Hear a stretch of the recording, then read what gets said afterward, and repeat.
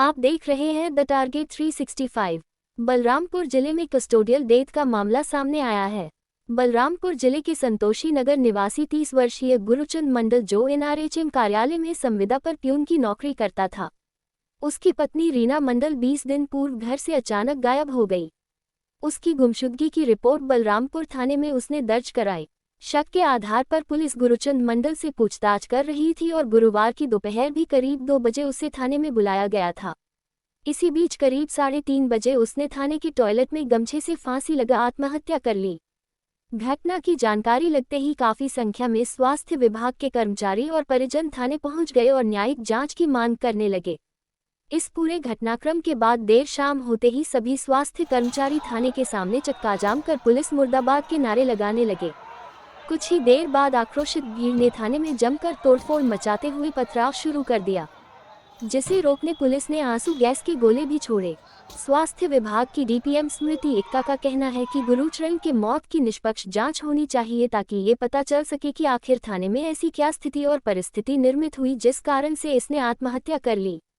वहीं दूसरी ओर घटना की जानकारी लगते ही कृषि मंत्री व क्षेत्रीय विधायक रामविचार नेताम ने जिलेवासियों से शांति बनाए रखने की अपील की है। उन्होंने कहा कि एसपी और कलेक्टर से बात हुई है, बलरामपुर थाना प्रभारी को तत्काल निलंबित करने कहा गया है।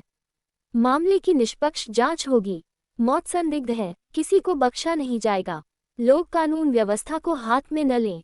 मामले में बढ़ते बवाल को देखते हुए बलरामपुर पुलिस अधीक्षक वैभव बैंकर ने प्रथम दृष्टया लापरवाही बरतने के आरोप में देर रात बलरामपुर थाना प्रभारी इंस्पेक्टर प्रमोद रूसिया और कांस्टेबल अजय यादव को तत्काल प्रभाव से सस्पेंड कर दिया है। 24 को थाने में एक महिला थी जो गुम हो गई थी, जिसकी पुलिस थाने में जांच हो रही थी गुम इंसान के रूप में, और वो महिला मिल नहीं रही थी। उसी के संदर्भ में उसका पति आया हुआ था, उसका ससुर भी था, बाकी एक आध लोग और थे।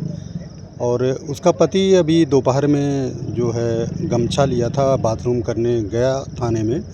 अपने जवान लोग बाहर थे और वो जो है ऊपर लगा के सिटकनी में फांसी लगा के आत्महत्या किया है। और उसके साथ कोई मारपीट नहीं हुई है। और इस पूरे घटनाक्रम में अपने पुलिस के जवान जो भी दोषी पाया जाएगा उसके खिलाफ सख्त से सख्त कार्रवाई की जाएगी। हमारे वरिष्ठ अधिकारियों के द्वारा हम पूरी घटना को बता दिए हैं। अपने आईजी सर, एसपी सर तो जान ही रहे हैं। बाकी जनता से मेरी यही अपील है कि शांति व्यवस्था बना के रखें, कानून अपने हाथ में ना लें, पुलिस और प्रशासन की व्यवस्था पर विश्वास रखें। जांच जारी है, जो भी दोषी पाया जाएगा कड़ी से कड़ी कार्रवाई की जाएगी। सर, भीड़ अभी भी भीड़ थोड़ा आक्रोशित थी, उनको समझाया बुझाया गया है। भीड़ का उग्र रूप था थोड़ा सा, लेकिन अभी शांति व्यवस्था कायम है, कोई दिक्कत नहीं है, स्थिति कंट्रोल में है। मेरे क्षेत्र के परिवारजनों, अत्यंत ही दुख का विषय है कि हम सभी के प्रिय गुरु मंडल का आकस्मिक निधन का समाचार हम सबको मिल रहा है। और ये घटना का निश्चित ही सबके मन में ही है कि यह मृत्यु जो है संदेहास्पद है, और इसलिए इसकी पूरी पारदर्शिता के साथ इसकी सही जांच हो और दोषियों के खिलाफ सख्त कार्रवाई हो। मैं आपसे यही आग्रह करना चाहूँगा कि इस जांच में आप पूरा सहयोग करें और पूरे शांति व्यवस्था बना के रखें, संयम से काम लें। कोई भी बड़ा से बड़ा भी कोई इसमें दोषी अधिकारी भी होगा तो उसे बख्शा नहीं जाएगा। हमने तत्काल इस बारे में पुलिस अधीक्षक से, वहाँ के कलेक्टर से हमने बात किया है और निर्देश भी दिया है कि जो दोषी अधिकारी, जो थाना प्रभारी वहाँ का है, उसे तत्काल उसे निलंबित किया जाए, जिससे कि जांच जो है सही हो सके।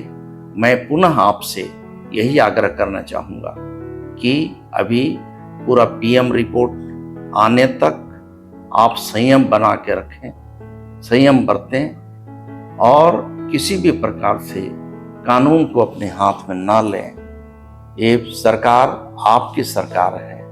ये पूरा दोषी व्यक्ति कोई भी होगा उसे बख्शा नहीं जाएगा। मैं यही आपसे आग्रह करना चाहूँगा। हम एनएचएम कर्मचारी हैं राष्ट्रीय स्वास्थ्य मिशन से। हमारे यहाँ पर एक गुरुचरण मंडल करके कार्य करते थे। उनका आज लगभग 3-3:30 बजे यहाँ पुलिस थाने के कस्टडी में ही मौत हो गई है। और पूछने पे बताया जा रहा है कि उन्होंने पुलिस कस्टडी में वहाँ के बाथरूम में जा कर के अपने आप को फांसी लगा ली। और अभी फ़िलहाल उनका शव हमारे डिस्ट्रिक्ट हॉस्पिटल में पोस्टमार्टम रूम में रखा हुआ है। तो हम यहाँ पर पुलिस थाने में इसलिए आए हैं कि हम ये जानना चाहते हैं कि अगर कोई भी व्यक्ति को पुलिस थाने पूछताछ के लिए बुलाया जा रहा है और वहाँ उसकी डेथ हो जाती है तो रिस्पॉन्सिबिलिटी किसकी है। और अभी हमने एएसपी से बात किया, उन्होंने हमें कोई जवाब नहीं दिया। हमने टीआई से बात किया, वहाँ से भी हमें कोई जवाब नहीं मिला कि यहाँ हुआ क्या। तो हम बस यही चाहते हैं कि यहाँ जो भी हुआ है ना, एक किसी की जान गई है तो बिल्कुल निष्पक्ष रूप से यहाँ जांच होनी चाहिए कि गलती किसकी है। अगर थाने में आके कोई सुसाइड कर सकता है तो क्या यहाँ पर जो भी सिक्योरिटी है उतनी अच्छी नहीं होती क्या? तो ये हमारे एक बहुत बड़ा क्वेश्चन मार्क है कि हमको ये भी डाउट है कि उसने सुसाइड किया है या अलग से उसको कोई टॉर्चर हुआ है, क्या हुआ है, हमें नहीं पता है। तो हम इसकी निष्पक्ष जांच चाहते हैं कि जांच हो और जो भी जिम्मेदार कर्मचारी अधिकारी हैं उन पे कार्रवाई हो। वजह क्या समझ में आ रहा है? जी, उनके कुछ पर्सनल वजह थे, है ना, पारिवारिक कुछ समस्या थी जिसके कारण पूछताछ के लिए उनको लास्ट 15 डेज से बुलाया जा रहा था और वो पुलिस को कोऑपरेट करते हुए लगातार आ भी रहे थे। अभी लास्ट 3 डेज से लगातार उनको बुलाया जा रहा था और वो इसी सिलसिले में अपने पिता के साथ आज यहाँ आए थे। तो उनके पिता भी यहाँ हैं, उनसे हमारी बात नहीं हो पाई है। और जो हैं उनके साथ जो गुरु थे वो अपने आप को फांसी लगा लिए। अब क्या रीज़न है, हो सकता है उनसे, उनके पिता से बात हो तो और क्लियर समझ में आएगा।